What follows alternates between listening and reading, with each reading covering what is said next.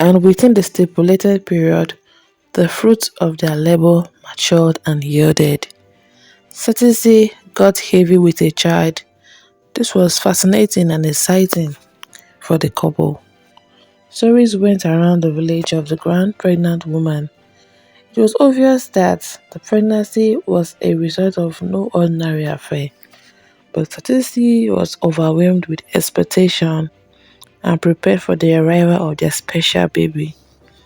And eventually, the day arrived.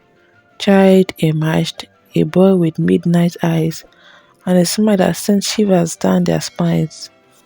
The baby was very strong and exceptionally adorable. On the night it was born, the moon had been full on the sky. The howling of white jackals filled the nocturnal darkness outside the eerie feelings and ominous fears. They named him Ekweme, meaning the one who came from the depths. He did come from the depths actually, the depths of the sinister waters of the great river were beyond the waves that caressed the still waters. His laughter echoed like distant thunder. His cries invoked as much fear people would tremble at the sound, and his gaze held secrets beyond reckoning.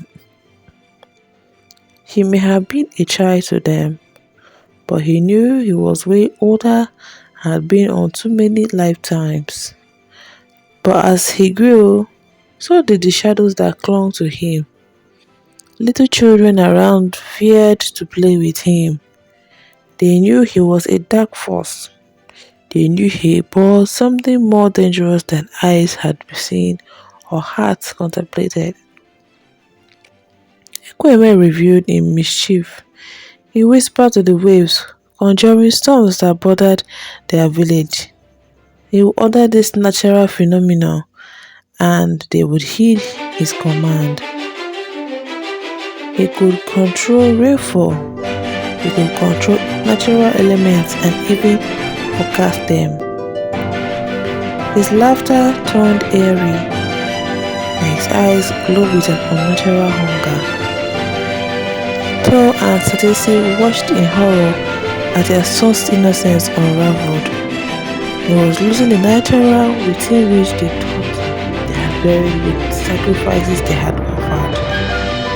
One moonless night, Ekweme vanished. No one could trace his whereabouts. He left without prior warning, nor did he carry along any personal effects.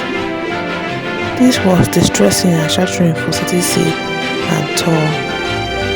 After the mysterious disappearance, there began to occur strange incidents, like things would get missing, animals would die mysteriously, rain would fall uncontrollably for hours sometimes, but only in specific spots.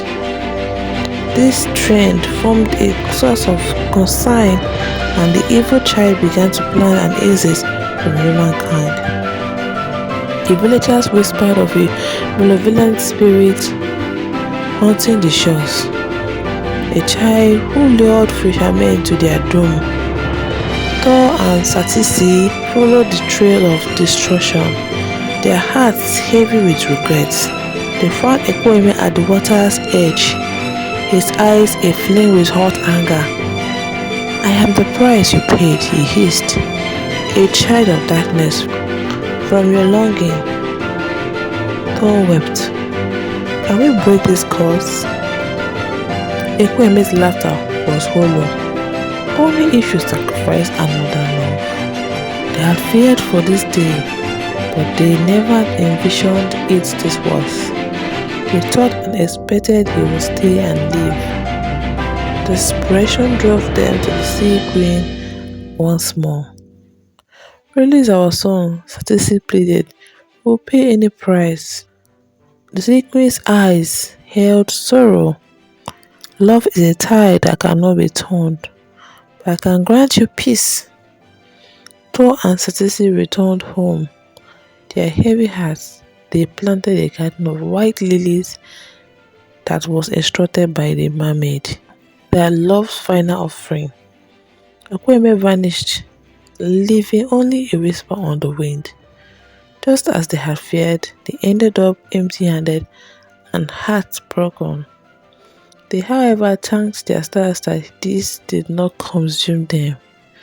They lived to tell the story, and so the barren couple tended their lilies, their love undiminished.